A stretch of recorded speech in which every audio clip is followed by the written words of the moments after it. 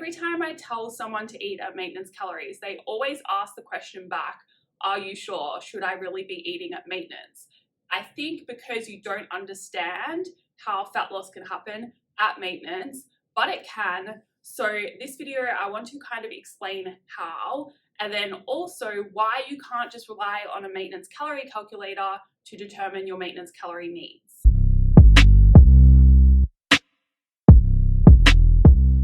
Hello, welcome back to my channel. My name is Jodie and I help you change your beliefs so you can change your body, your health, and your life. So I totally understand it can be really scary to eat at maintenance, especially if you have that belief still that you need to be in a calorie deficit to lose body fat, and that's what you keep hearing from everyone, because there's a lot of coaches out there that will tell you the only way to lose body fat is to be in a calorie deficit, which is incorrect. Well, it's kind of incorrect, right? Because it's the way the information is presented that kind of makes it hard to really understand.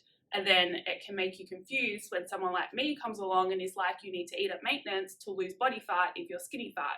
So let me explain. You can be in a calorie deficit by the end of the day, even if you aim for your maintenance calorie requirement. What a lot of people forget is your energy input impacts your energy output. So if you, by eating a little bit more food, aka aiming for your maintenance calorie needs, go into gym then and have more energy to push those weights up in your workout and to really push that intensity to the next level, then you're going to end up burning more calories in that workout.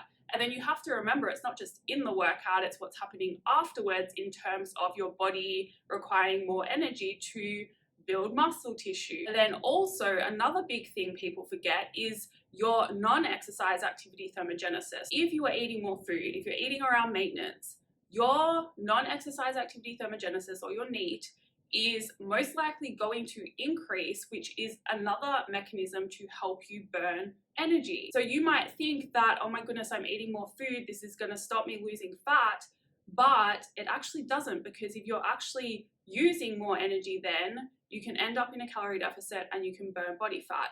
I'm not saying that's always going to happen, because you do have to be pushing hard in your training. You can't be just being lazy all the time and deliberately kind of doing nothing because you think you went to gym already today. You need to be active, you need to be aiming for a step target, you need to be eating enough protein, you need to be doing everything right. But I'm just trying to explain that if you are doing everything right, you can eat at maintenance, you can end up in a calorie deficit for the day, and that's how you end up losing body fat. And then of course, other days you might actually aim for maintenance, and then you will end up at maintenance for the day, and that is how you end up building muscle. And that's how the body recomposition process works. And when it comes to eating at maintenance, you're not going to gain body fat at maintenance. If the scale goes up, you have to understand that is most likely due to extra food in your system, especially carbohydrate and glycogen, which is stored with water, so that adds weight to your body. It's not fat though, you don't gain fat at maintenance, so you don't need to worry. If you are gaining body fat, it just means you're not at maintenance. And this is where you start freaking out, right? How do I know I'm really at maintenance? How do I know this number is correct? You get the maintenance calorie calculator and you work it out, and then there's another one and that says a different number, so how do you know which one is right? Neither of them are right. You have to work out for yourself what is right for you. And the way you do that is use a calculator to determine an estimate, because that's all it is at the end of the day. Get the estimate, start aiming to hit that number, track your body weight for a month, and then see what your body weight is doing, and that will tell you whether that is your maintenance or not. Then to really analyze the data, you have to be looking at your strength in the gym, your steps, what macros you're actually hitting, your body weight, your measurements, and your biofeedback. And that will then help you determine whether to stay at those calories that you're set for yourself, or adjust up or adjust down a bit. A good example of this, right, is myself. So any calorie calculator right now, for me to maintain my weight, even with the highest activity factor put in, it says that I need around 2,000 to 2,100 calories per day.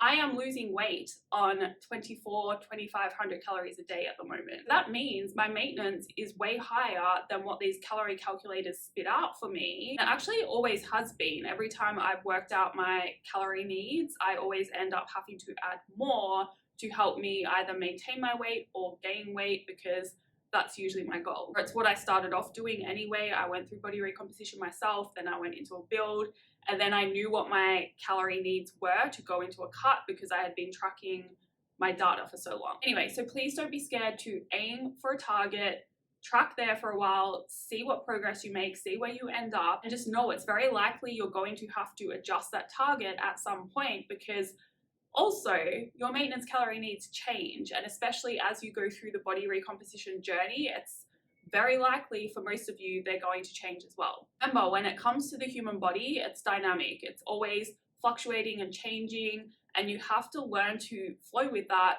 rather than just treat yourself like a robot, because you're not. There are so many benefits to eating at maintenance. You're going to feel amazing, and especially if you have never been out of a calorie deficit before, or you've never built your calories beyond, say, 1800 calories before if you're female. Once you realize how good you feel at maintenance or above, and once you realize and see the progress that you can make there, you will not want to go back into a deficit. Anyway, that is all for this video. Thank you for watching. I hope it helps you. If you have any questions, feel free to send me an email.